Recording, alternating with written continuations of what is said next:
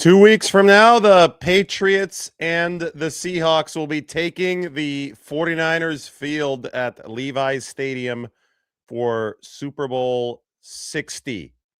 What lessons can San Francisco glean from this matchup? It was a successful year for the 49ers considering what they had to fight through. They obviously could not make it to the ultimate goal, which would be played at their home stadium, but they can sit back, and I think they can take a lot from the conference championship games last night.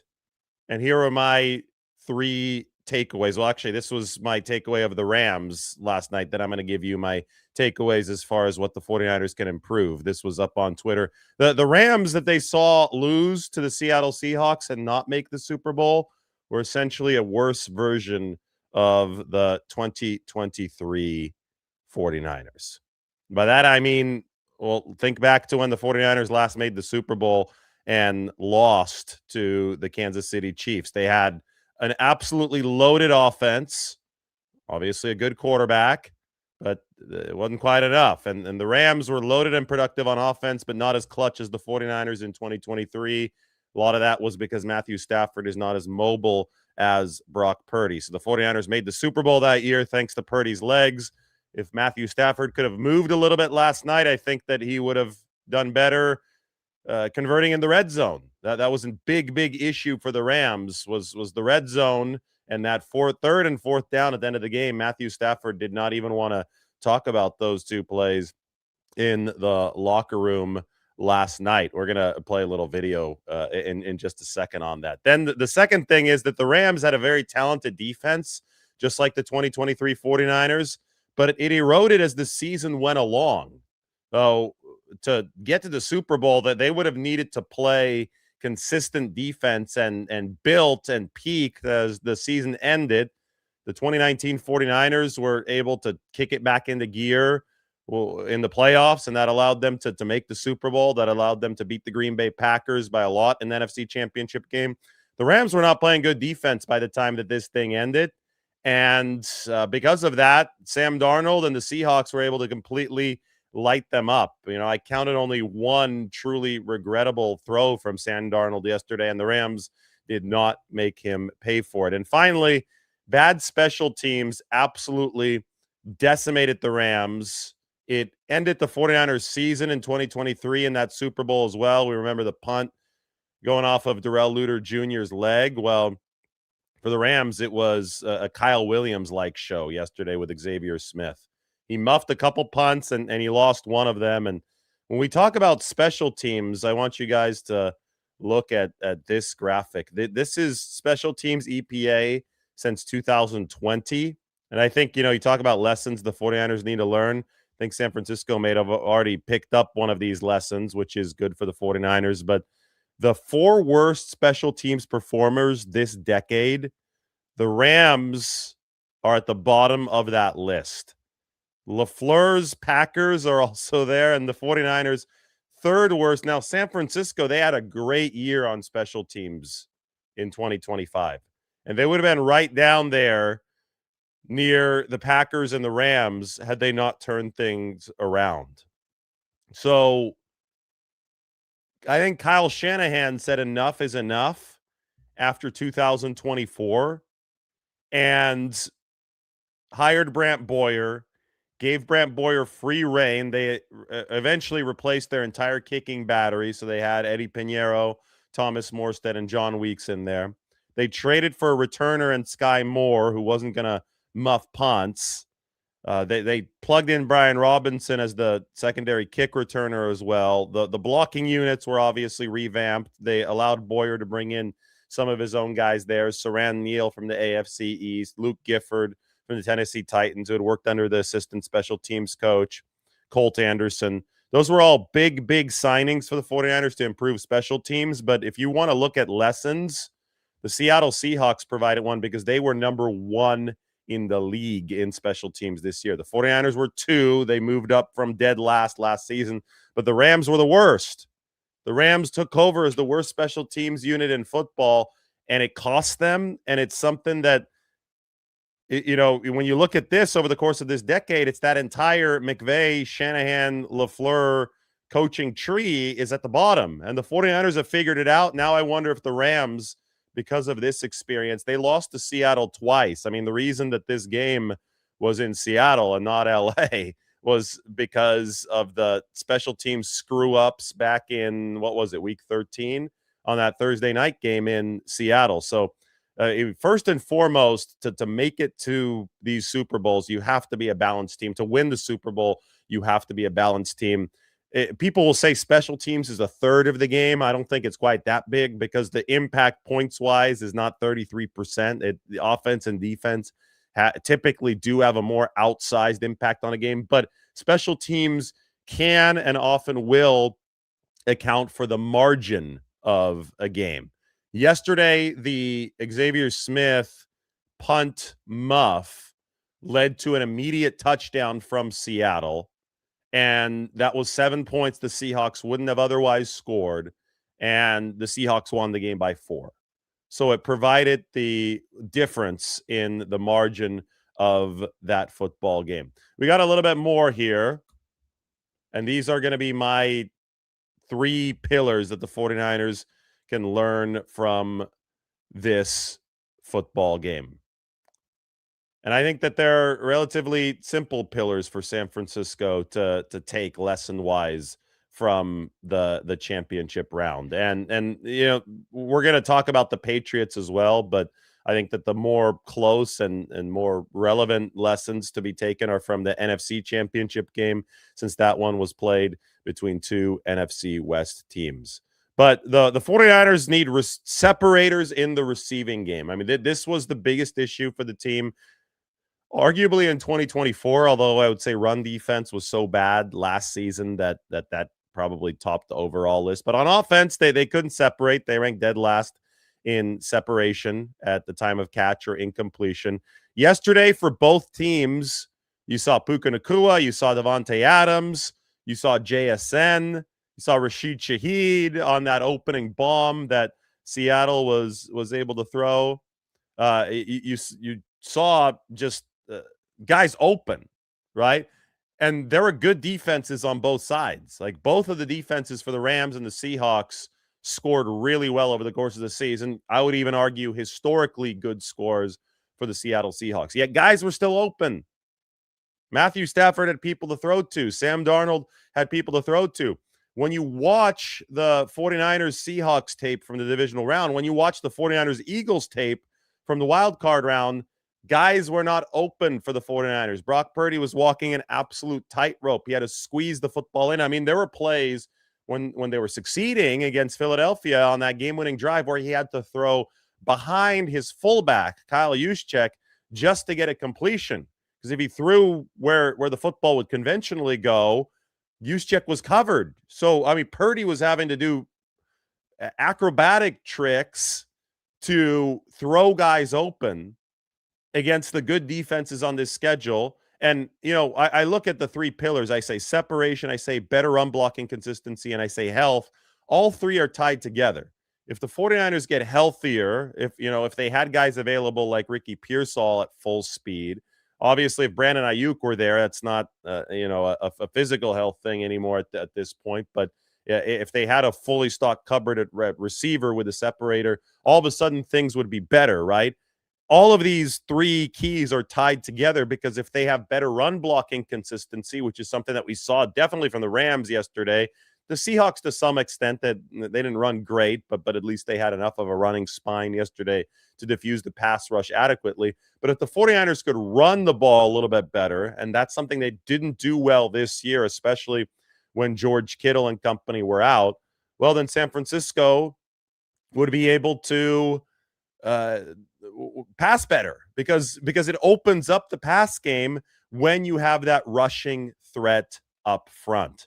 The 49ers didn't have any of these 3 things by the end of the season. They obviously didn't have health. The run blocking consistency wasn't there. It wasn't just with the extra blockers on the outside without Kittle and the receivers not blocking as well. I don't think that they were able to run the way that they wanted to right up the middle between the center and the left guard and the right guard position, especially. Though that seemed to be a big problem area for the 49ers as far as you need a yard. Can you pick up a yard? No, you can't. And then the pass game suffers because of that when you can't convert the gimmies in the run game. And then, I mean, the glaring obvious one on the field when you watch the all 22 for the 49ers was the lack of separation in the pass game. This will fuel some of you conspiracy theorists. The NFL tweeted out the Super Bowl poster at the start of this season, at the beginning of this very journey. This was back in September, posted by the NFL. And there's Levi Stadium, the site of Super Bowl 60 coming up here in less than 2 weeks. Saquon is pictured here in the middle and closest to the camera. Brock Purdy is right there as well. So is Joe Burrow, some of the biggest stars. But when we zoom in at the very front, look who's leading the pack. Sam Darnold and Drake May. Those who think that it might be scripted, well, they're not going to be dissuaded by this poster. Darnold and May at the very, very front. Crazy. Mike says that all 4 teams had good defenses. I think that goes without saying. You don't make it to a Super Bowl, and you don't, let alone win one. You especially don't win one without some sort of balance. I mean, I have the team tier chart, and we could look at the conference championship round. Yesterday, we were looking just at the Super Bowl contenders, the 2 teams that made it, the Seahawks and the Patriots. Today, we can look at the full gamut here, the final 4 teams. You had the Rams upper right, so further to the right means better offense, further up means better defense. So you want to be in this quadrant over here. As you can see, the 49ers were in the bottom right quadrant because the defense was below average this season, but you had an upper right team in the Rams. You had an upper right team in the Patriots competing yesterday. You had an upper right team in the Seattle Seahawks. And then there's one more right here, the Denver Broncos, who very interestingly had a very similar efficiency profile to the Philadelphia Eagles, whom the 49ers beat in the wild card round. But obviously, the Broncos lost the Patriots to the better offense. I think you saw that play out. Now, of course, Denver didn't have their starting quarterback, Bo Nix, but they did have the home field advantage. And I hate to start to talk about special teams for a game played in a blizzard, because I would rather talk about coaching in that game. Sean Payton decided to forego an easy field goal attempt early while the conditions were still okay. And for him to not just settle, take those 3 points in a game where he had a backup quarterback and the weather forecast for later in the afternoon was not promising, I don't think that was a smart coaching decision from Sean Payton. Now, and you could also criticize Sean McVay for going for the 4th down later in the game. The second one, an NFC Championship game that the Rams didn't get. That, however, was a much more defensible decision. They were down by 4. You go for the lead. Theoretically, the Rams could have kicked the field goal, been down by 1, but their defense wasn't stopping Sam Darnold yesterday. They would have a few sporadic successful blitzes where they were able to get into the backfield. But even when they put the Seahawks into poor down and distance, Darnold was typically able to claw himself out of it. So it was really, really a situation where it just the Rams were not playing the level of defense that they needed to down the stretch of this season to win the game without putting their offense on a tightrope, and Matthew Stafford was unable to walk that tightrope. He might have thrown for a lot of yards, but was not quite good enough at some of the critical moments to get it done. I think of the first 2 drives that settled for field goals. I think of the interception he should have thrown to Reek Woolen that was dropped, and of course, I think of the 3rd and 4th down plays that he was unable to make on that final drive, or the second to final drive for LA, because that last one was a true desperation heave. Now, of course, special teams, as I mentioned, provided that swing for Seattle that has worked in their favor all year as the number one special teams unit in all football. Now, I'm really excited to watch the Patriots in this Super Bowl. I want to see Drake May in person. Because what I noticed yesterday in that game against the Broncos, I mean, it was obviously a horrific weather game. You could see by the kicks, like the kickers couldn't even come close to hitting the broadside of a barn. May made one throw in the bad conditions that was really, really impressive on the flea flicker to Mac Hollins late in the game. But ultimately, what won that game for New England was that May did not make mistakes, and then he had just enough with his legs to pick up the first down that sealed it. And I would argue that if you plug Matthew Stafford into that game for the New England Patriots, that they don't win, because you couldn't throw in that weather. Stafford wouldn't have been able to throw in that weather. No NFL quarterback that would have been able to consistently throw to move the chains at the right time in that weather. But you had to have the mobility to win in another way as a quarterback. And when Drake May was able to evade that Denver pass rush and get to the edge and pick up that first down, I was very, very impressed. Because, I mean, you look at QBs around this league, and it's almost like the more statuesque pocket guys are dying breed around the NFL. You have to have a little extra oomph, and Matthew Stafford has made it work in his system with his arm, but there are limitations, and we even saw those in good weather yesterday against Seattle. We saw him hit that wall in the red zone, where I think having a little bit more mobility could have been a massive difference. I mean, look at how the 49ers won against that Seattle defense back when they had close to full strength in week 1.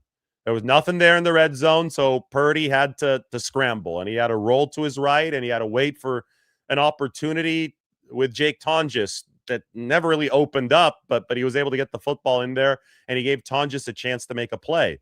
Stafford working from the pocket yesterday didn't provide his receivers with a chance to make a play in the end zone. He needed to buy extra time because Seattle was plastering so well in coverage. And it always comes down to crunch time in the red zone. You think back to when the 49ers lost the NFC Championship game to the Seattle Seahawks, same field. It was actually the same end zone that Matthew Stafford was throwing to.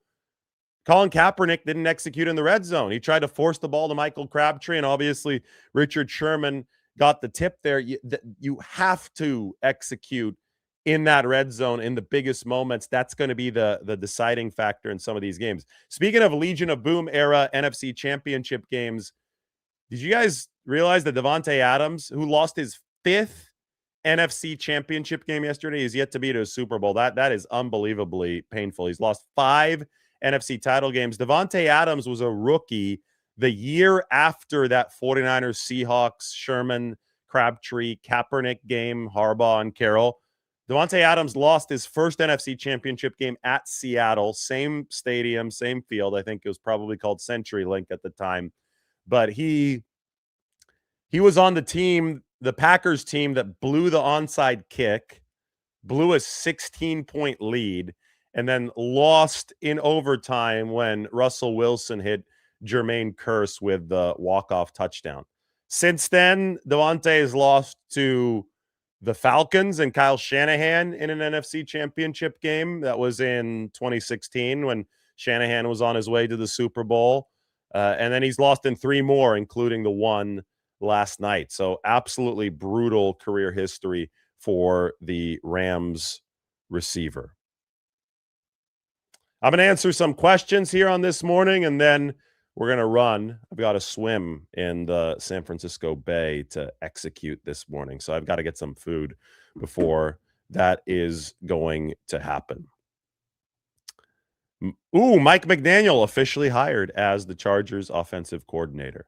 So we were waiting for that news, but I think Mike McDaniel was holding out hope that maybe he would have a head coaching opportunity that he liked somewhere, but instead he's going to go back to being a coordinator for Jim Harbaugh, which is one of the coolest marriages that we're seeing here in the modern NFL. I like that. Mike McDaniel heading to LA to be Jim Harbaugh's offensive coordinator. Let's look at some of the questions, and then we could go from there.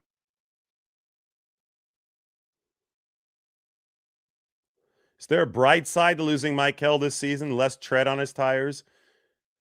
Maybe. It's tough. I mean, anytime somebody tears his ACL in his rookie year where he's playing well, where he's developing, it's really hard to find a bright side. I mean, it hurt the 49ers big time in their run defense this year. They're number 6 in the weeks that Michael Williams was available. They're number 26 after. I mean, that's a huge jump.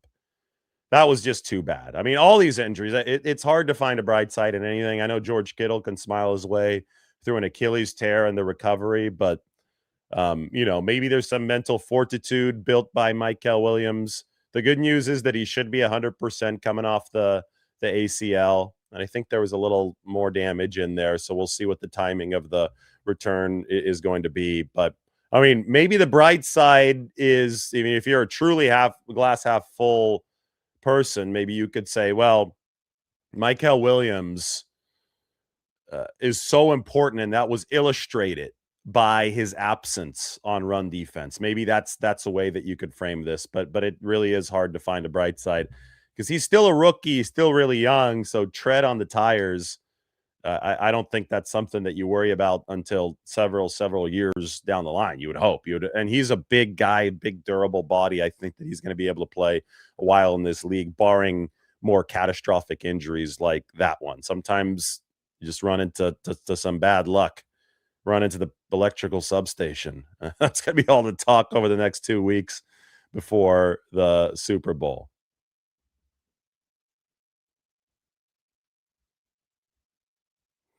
Any news on the defensive coordinator?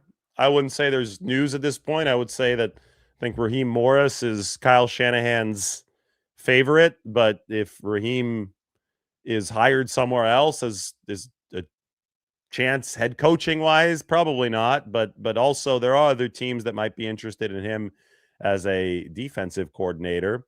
I think that the 49ers might go with their floor plan, and their floor plan is Gus Bradley, who's on the staff. So I would look at Morris and I would look at Bradley for the 49ers defensive coordinator role.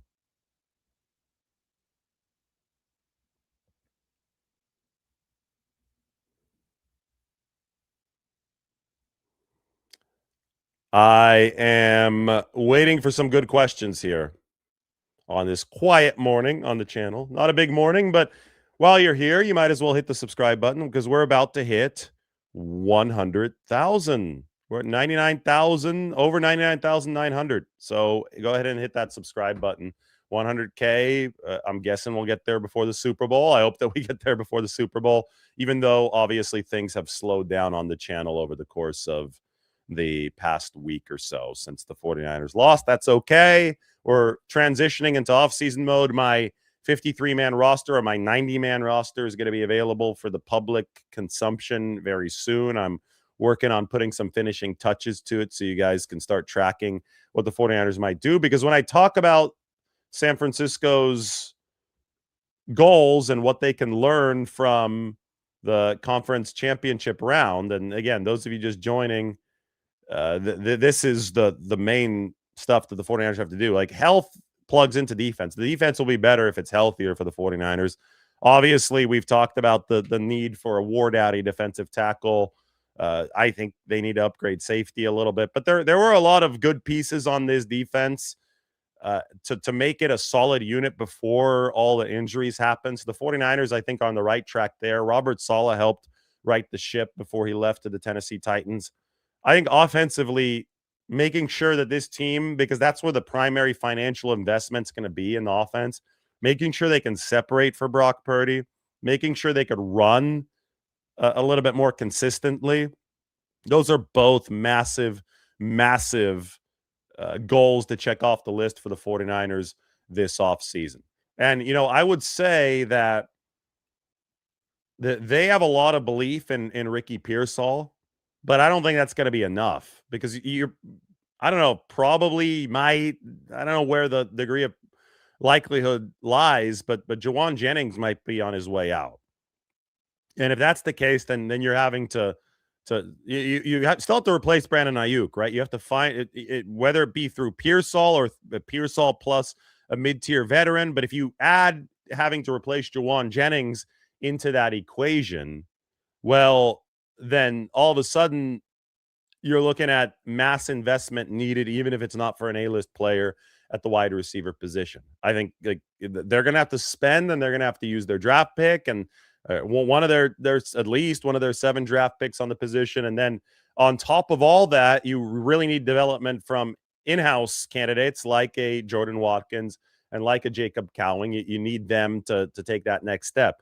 They were very, very intrigued by Cowing coming out of the offseason, and then he strained his hamstring, and that was an injury that was bad, that lingered with him all year. Speed guy and a hamstring, not good.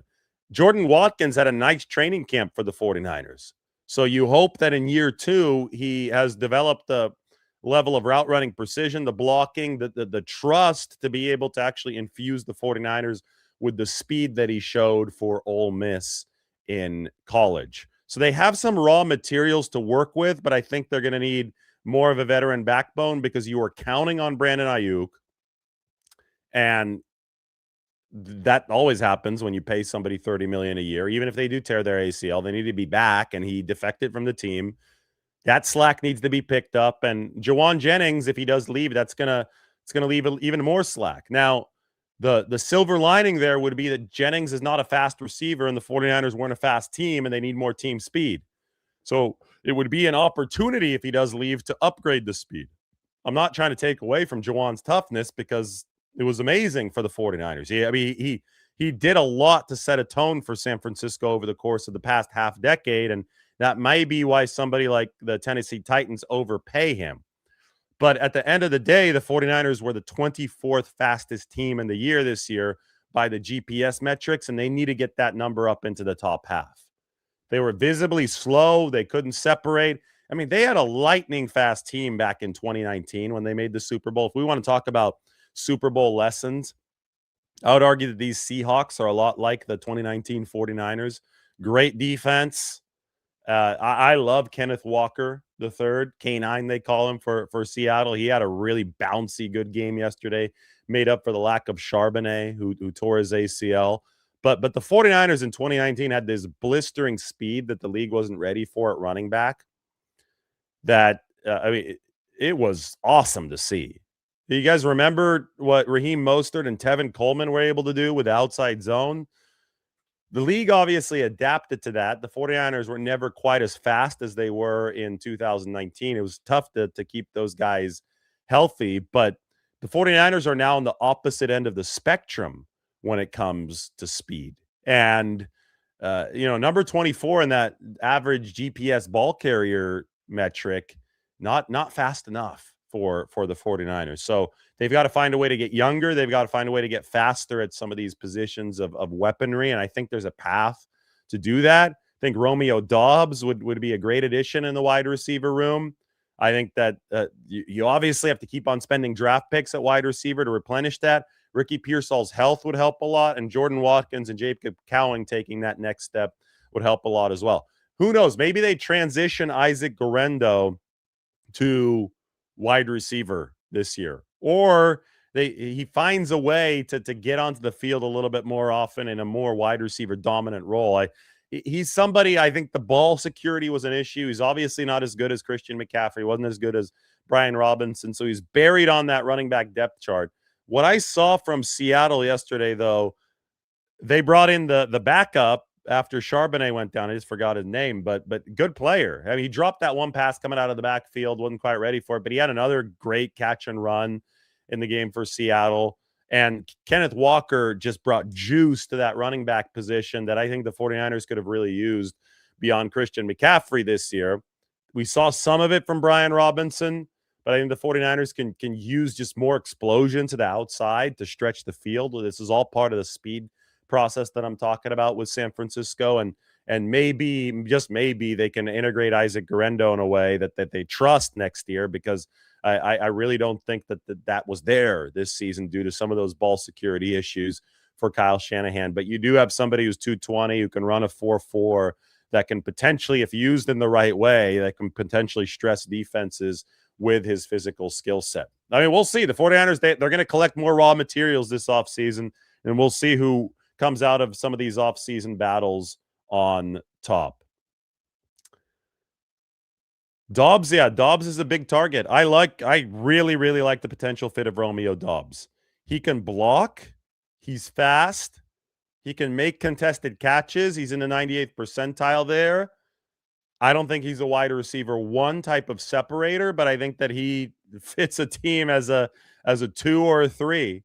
And if you have a quality 2, then Ricky Pearsall can carry the load of a 1, assuming that you can get George Kittle and Christian McCaffrey back and producing at their tight end and running back spots. The 49ers have never had a fully conventional pass game under Kyle Shanahan to where they need a wide receiver 1. You need somebody to play the X, but they haven't needed a Julio Jones type of volume at the X because of Kittle and because of McCaffrey. And back in the day, they also had Deebo Samuel. Now, obviously, you're going to need some of the rookies or some of the younger guys, I guess, to step up, and maybe you'll draft a rookie that can step up at that wide receiver position. But for the 49ers, you've got to be smart with the resources, and I think that involves 2 new bodies in that receiver room this year. It doesn't have to be Justin Jefferson. Now, if it is, obviously you're going to run more of a Julio-like offense for Kyle in 2016, but I don't, it just doesn't seem realistic for the 49ers to be able to acquire a receiver of that caliber. So then you go and you think of the more efficient route to make sure that Brock Purdy has enough separators so you can avoid a repeat of what happened in these playoffs. And I think that Romeo Dobbs, maybe somebody like Alec Pierce from the Indianapolis Colts, I think he's a good run blocker as well. He's been in a similar system over there with Steichen, but he's tall, he's fast, he can get physical. Dobbs, Pierce, those would be players who fit the 49ers very, very well. Dobbs is a pending free agent. Nobody's going to be a free agent officially until March. So the Packers can still re-sign him now, but right now is the dead period, right? We have to wait about a month and a half before free agency officially starts.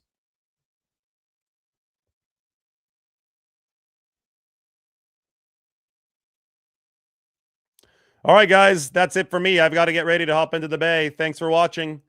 49ers have the quarterback to win a Super Bowl. We already know that. They've got an elite guy in Brock Purdy, a quarterback that can really do it all. But they need to fortify around him, and they need to get healthy around him. I mean, I could give you the list again.